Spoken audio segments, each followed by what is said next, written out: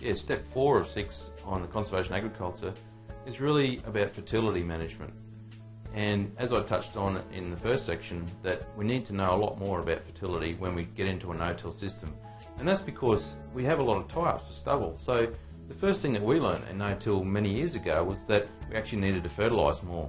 And there's for a couple of reasons for that. One is we're growing bigger crops, but also some of that nutrient is getting tied up. I'm also going to talk a bit about manures and how much great success we've had with using manures in some regions of Australia. And also about if you are going to use conventional fertilisers, how can we do those better in a no-till system? So let's have a look at some of those slides now. Fertility, I'm not going to spend too much time on fertility because you're going to do a fertility workshop in time. There's going to be a fertility module, but I guess the first thing we learn about no-till is that you're going to need more fertiliser. We're tying up nitrogen with the bugs and this carbon to nitrogen ratio I talked about before. The bugs are tying up a lot more nitrogen because you're not working that carbon out of the system. You're putting more carbon back in, so they're going to want nitrogen. So I guess the thing is do some deep soil testing for nitrogen and budget based on that. People comment obviously sometimes that their soil tests aren't reflecting exactly what's happening in the paddock and that, and I'd say, well, do some targeted testing, you know, get some idea of paddock variation and do targeted testing and try and learn a bit more about how the nitrogen may be varying across the paddock. No-till doesn't actually increase carbon levels, by the way. The data documents that. CSIRO did that work some years ago, that zero-till doesn't increase organic carbon. What it does is halt the decline. So every time you cultivate, it breaks down organic carbon, which releases carbon dioxide. So yeah, going to no-till just stops that decline. The biggest thing that's way bigger than carbon and that's not talked about is nitrous oxide. Nitrous oxide is 270 odd times worse than carbon dioxide for greenhouse gas emissions. In equivalent to one carbon molecule, nitrous oxide is 270 times worse, roughly. And the work that's being done at the moment is on compaction and nitrous oxide. So they're finding that waterlogged soils release massive amounts of nitrous oxide.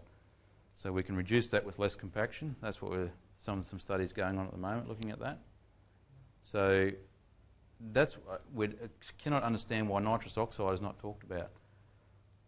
They all talk about carbon, but nitrous oxide is way worse. And that's what sort of scares me a bit about this whole issue with ag, is that we might get bills, not checks. So we need to be working as hard as we can to make sure that we tick these boxes off as quickly as we can, I think.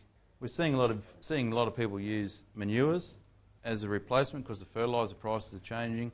A lot of people getting into manures, and we did some work in Griffith last year, 2009 now, where we had these really terrible soils, and you can see at the bottom of the slide there, this is a satellite image of the crop, very high resolution satellite image, and you can see at the bottom there is a really crappy soil.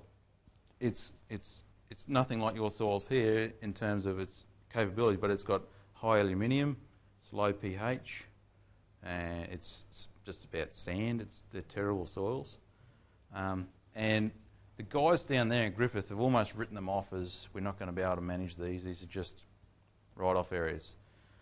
But they've tried liming, they've tried all sorts of things, deep ripping, and not getting much success. We tried some manures, and we did a strip of manure here. You can see on the bluer bit on the right, and then we put it over the bad soils. And there's definitely a response there. You can see the response in the imagery, but if you look at the yields, they're the yields from the yield monitor. Where we put manure on, the poor soils equaled the yield of the good soils. So we're able to fix that soil problem with whatever was causing that, whether it's nutritional or whatever, but just incredible lift in productivity.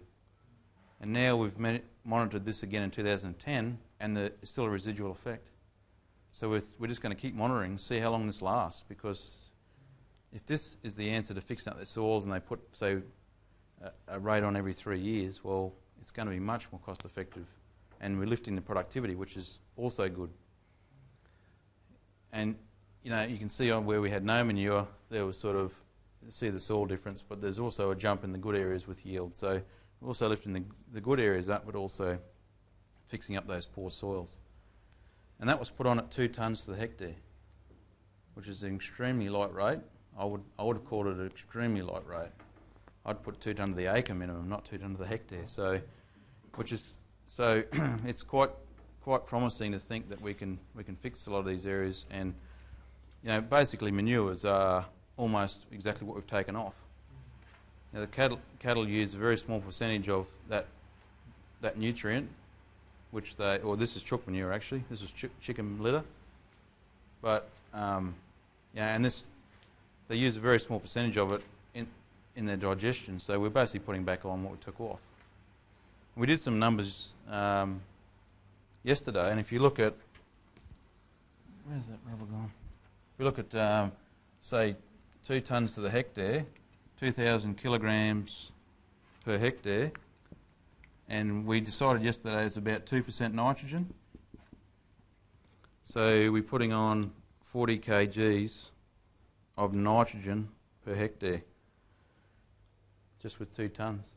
That's equivalent, roughly 80 kgs of urea. So, and it's roughly 2% phosphate again, we think. It varies per load and what sort of manure it is, but, putting on 40 kgs of P, that's equivalent to 200 kgs of MAP. So you can see that, and then we've got copper and we've got molybdenum and zinc and every other nutrient known to man, plus we're also putting on organic matter. So I think it's a really good solution, and I wish I had a patented solution to pelletise it and prill it and put it through. I'd make a fortune, but you can buy pelletised stuff, and we're going to try it this year with these guys instead of spreading it on, because it's terrible stuff to spread. Going to put it on as pelletised, the dynamic lifter, see if we get the same response. It's a lot more expensive, but it might be an easier way of doing it. Also, I don't know, you don't get anhydrous ammonia up here, do you?